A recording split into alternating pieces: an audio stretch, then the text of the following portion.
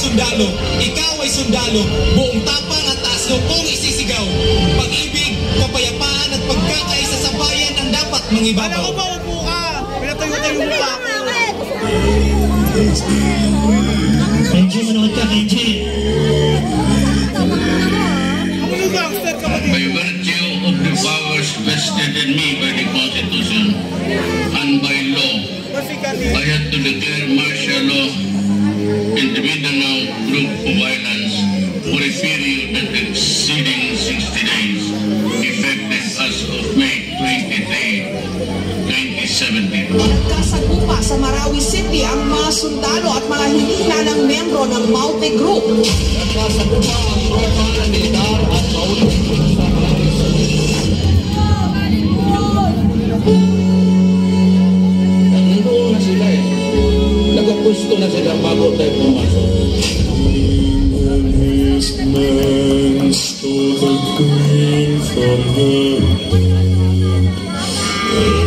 Hindi agad naunawaan ng mga residente na may malaking pag-ataking gagawin ang Maute Group sa Marawi City.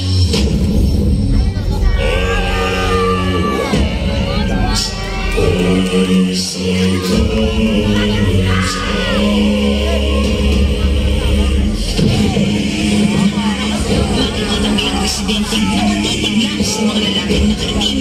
Ang iba, sige lang sa pagbiyahe. I am ordering you to crush ang pistol.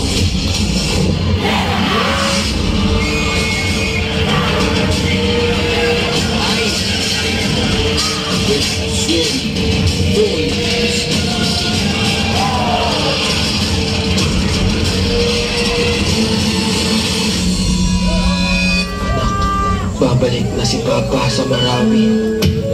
Miss kita. Papa. Siniya na bakit kabuhayan ng mga residente sa ating pinabandang electric o pinatot lang nakaralang ka ng lalaki lang kung sinilisa sa pito ng Marawi. Ito ang mga kwento sa loob ng Marawi. Pero marahil ang pinakamatagal na giyera sa Pilipinas sa kasaysayan sa loob ng isang lungsod.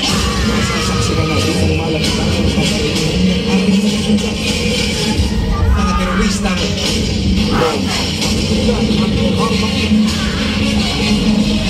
Ang lahat ng tatanong, matutulungan pa kaya ang kailangan ng isang bandayan? Itigil na ang ingay. Tama na ang tutukan. Itigil na ang tigmaan. I will not talk anymore kasi marami na ang sundalo din tayo.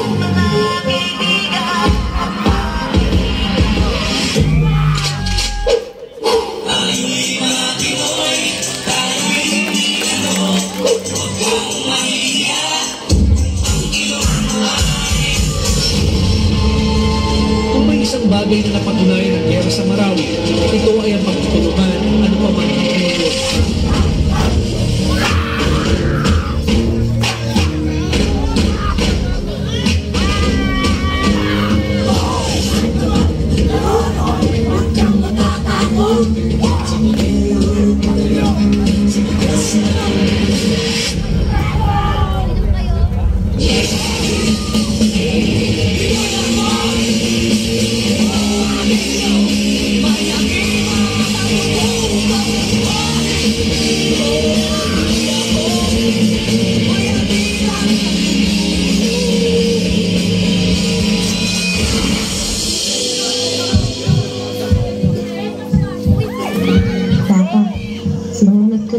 sabihin, bukas po ay makakagraduate na po ako.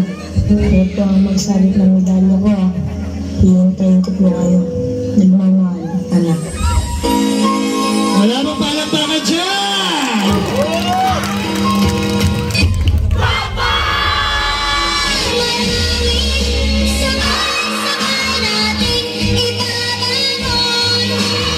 Bumangon ka pa.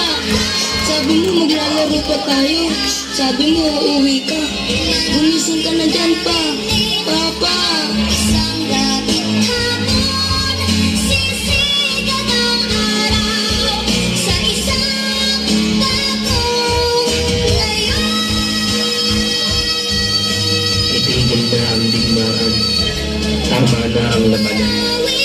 nangyayaring bangungot sa Marawi ay ating ang wakasan. Sana matapos na ang digmaan. Dahil kahit anong gawin mo, Pagtapakan naman natin. rebelde ka man o sundalo, kapwa Pilipino pa rin ang kalaban mo. Papa!